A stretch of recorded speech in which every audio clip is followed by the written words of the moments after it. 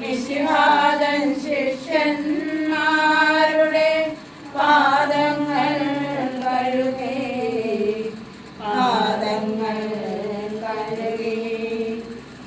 കാലത്തിൽ വെള്ളമെടുത്തു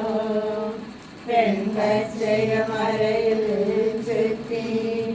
മിശിഹാതൻ ശിഷ്യന്മാരുടെ പാദങ്ങൾ കഴുകി